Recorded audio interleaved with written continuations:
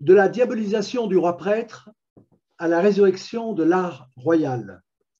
9e degré d'initiation, 3e partie. C'est du donjon que l'on prend les remparts.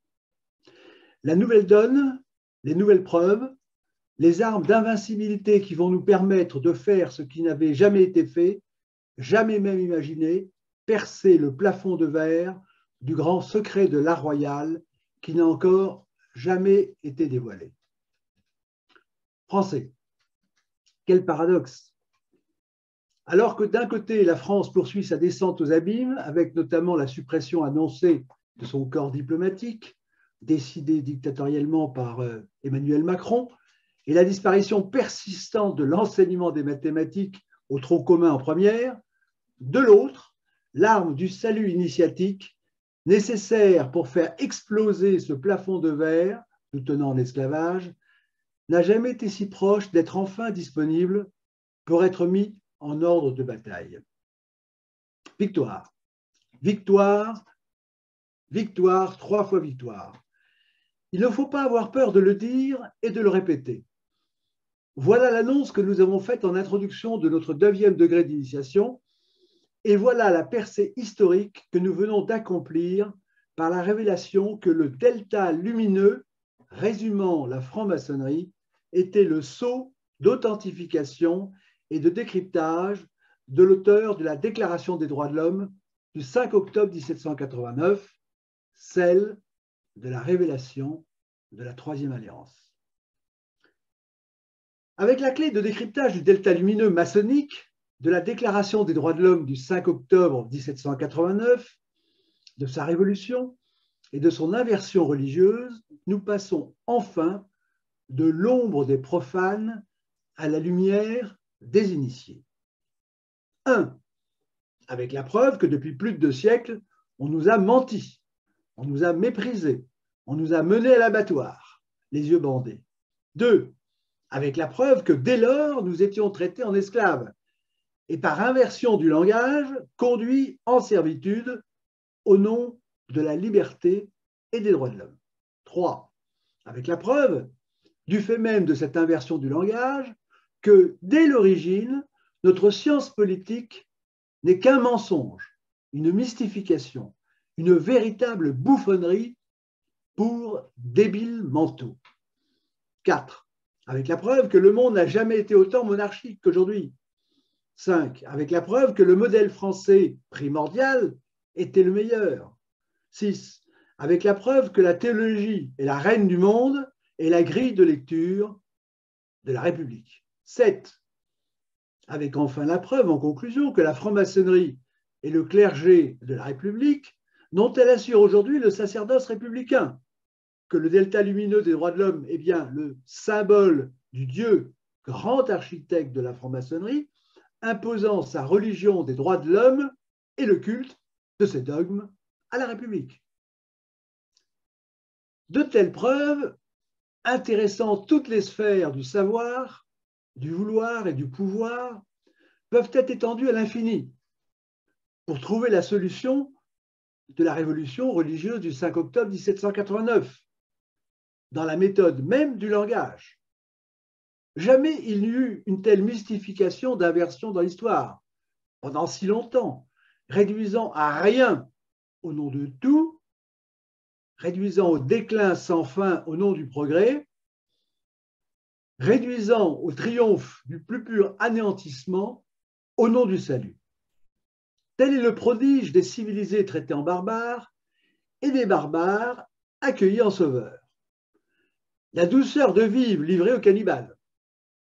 Le prodige de l'anéantissement n'a rien de temps, d'un empire vieux de 12 siècles, le plus glorieux au monde, véritable Chine de l'Occident, pour le jeter dans la ruine, l'invasion, le déclin et la honte. Le prodige d'une révolution s'étant accompli au nom de la liberté pour faire l'inverse de ses promesses, semer la terreur, l'assassinat de masse et la mise en esclavage de tout un peuple, pourtant le plus libre jusque-là, selon Machiavel, le peuple français, c'est-à-dire vous-même. Avec cette percée historique du décryptage du delta lumineux, un cap initiatique décisif vient d'être franchi, un point fulgurant comme l'éclair initiatique du secret le mieux gardé de la République. Un point de non-retour avec la mise en lumière de la grille de lecture maçonnique, du delta lumineux de la Déclaration des droits de l'homme qui nous permet enfin de briser le chiffre du plafond de verre d'aveuglement total qui verrouillait la science théologico-politique depuis plus de 2 siècles. Avec le parallèle entre les deux triangles lumineux, celui de la trinité du christianisme et celui du delta de la franc-maçonnerie, le parallèle est saisissant dans toutes ses conséquences, spirituelles, politiques et historiques. Tel est l'acte de naissance spirituelle de la France chrétienne, dans l'eau du baptême des guerriers du roi Clovis, le 25 décembre 498 à Reims. Tel est l'acte de naissance initiatique de la République des droits de l'homme, dans le sang de l'immolation des gardes du corps du roi Louis XVI, le 5 octobre 1789. Avec cette révélation du delta lumineux de la Déclaration des droits de l'homme, nous venons de découvrir que nous ne sommes pas en démocratie laïque, mais bien dans une théocratie maçonnique avec son nouvel évangile des droits de l'homme, son clergé maçonnique, ses initiés et ses profanes, séparés d'aveuglement par le plafond de verre d'inversion des valeurs. Nous venons de découvrir que le langage symbolique est la clé du plafond de verre, discriminant de la République entre initiés et profanes. Nous venons de découvrir enfin que la République, à l'image de la Déclaration des droits de l'homme de 1789, est une tenue blanche ouverte, une vaste loge à la mesure de la France.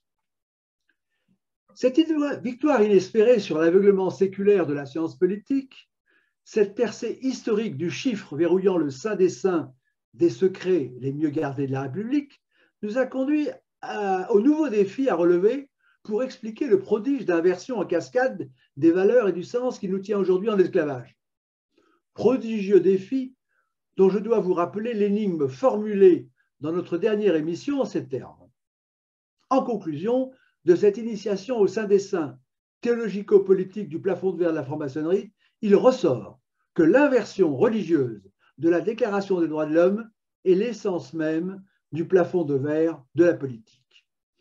Que la morale théologico-politique de la franc-maçonnerie, c'est-à-dire celle des droits de l'homme et de la République, est l'inverse de celle de la France, ce qui explique le fanatisme religieux, les persécutions, la terreur et les massacres issus de la Révolution. Que la franc-maçonnerie est le saint des saints théologiques, le laboratoire du plafond de verre de magie noire de la République, se déclinant en 3 points. 1. Haine de Dieu. 2. Haine du roi. Et 3. Haine du peuple, poursuivi au nom de son inverse proclamé, idéal, philanthropique. En bref, que la franc-maçonnerie est à la République ce que l'Église était à la royauté.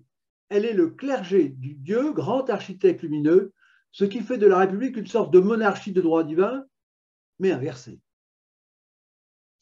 Mais alors, comment expliquer le triomphe d'une telle inversion des valeurs qui ont fait de la France éternelle la merveille des merveilles admirée du monde entier?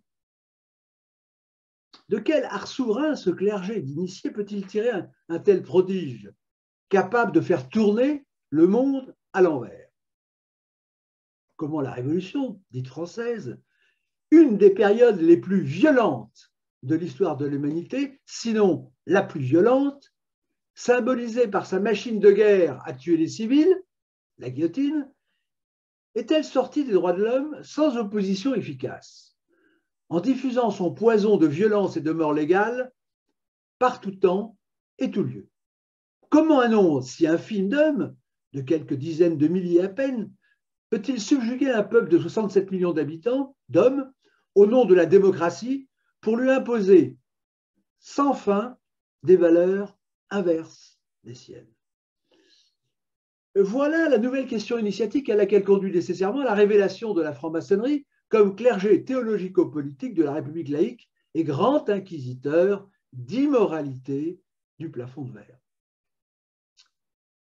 Mais comment répondre à une telle question? En un mot, quel est le secret de ce mystérieux art royal de magie noire ayant permis dès 1877 au plus petit nombre des initiés de gouverner le plus grand nombre des profanes au nom de un homme, une voix, et par là même à une infime minorité de dominer l'immense et sacro-sainte majorité, voire la quasi-totalité du peuple, subjugué à asservir au nom de la démocratie égalitaire.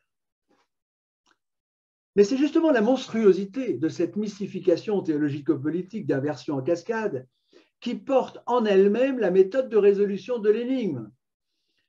Le gigantisme du prodige d'inversion de la magie noire, d'asservissement et de mort, se présentant au chevalier blanc de la liberté, simplifie la démonstration. Il dispense de prendre des gants avec ces mystificateurs professionnels qui ont su duper les Français pendant 3 siècles et dont Emmanuel Macron est le dernier avatar. Avec lui depuis 5 ans, quelle magie d'abêtissement, quel crime contre l'humanité et quels aveugles sans tête.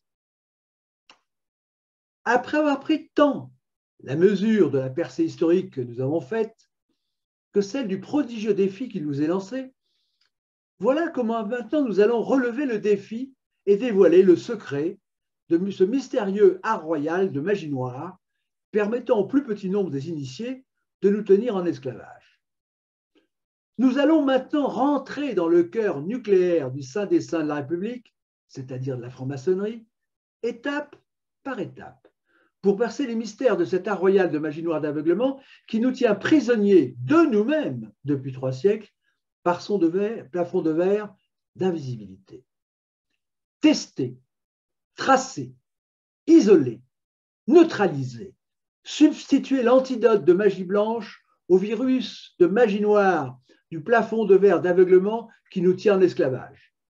Voilà la chaîne des évidences, des effets aux causes de ce mystérieux prodige d'inversion criminelle que nous allons remonter à grands traits, à tire-d'aile, sans prendre de gants, pour rendre enfin justice à ces victimes d'hier comme d'aujourd'hui, celles qui n'ont jamais eu le droit à la parole sur les interrogations que pose ce grand secret. Pour y répondre, pour faire tourner la clé secrète de l'initiation criminelle dans la serrure bien gardée de la franc-maçonnerie, c'est donc au tribunal de la vérité que nous allons donc devoir convoquer successivement tous les tenants et aboutissants de ce prodigieux pouvoir d'asservissement du plus petit nombre sur le plus grand au nom de la liberté. Mais pour être en mesure de relever un tel défi, nous, Français tout particulièrement, qui sommes les premières victimes du martyrologe de la France, nous devons garder constamment présent à l'esprit la démesure du prodige de magie noire et d'intelligence maléfique que nous recherchons. Démesure, résultat des constats suivants. 1. Que la République française doit être considérée et pensée comme la période la plus violente de l'humanité, la plus criminelle, la plus perfide, dans toute l'étendue de son action linguistique, religieuse, culturelle, judiciaire, morale, politique, militaire. Dans toute l'étendue de ses conséquences, des crimes catastrophiques, guerres, malheurs et révolutions sanguinaires qu'elle a entraînés à sa suite. Et dans toute l'étendue de sa perfidie, par le fait même qu'elle a prétendu exercer cette violence au nom des valeurs humaines, voire religieuses, les plus élevées, les plus sacrées, puisque les droits de l'homme ont été décrétés par l'Assemblée nationale et acceptés par le roi sous les auspices de l'être suprême, il ne faut jamais l'oublier. Et ce homme que la Révolution française serait la meilleure chose qui soit arrivée à la France est toujours la base de la religion de l'État, se disant républicain. 2.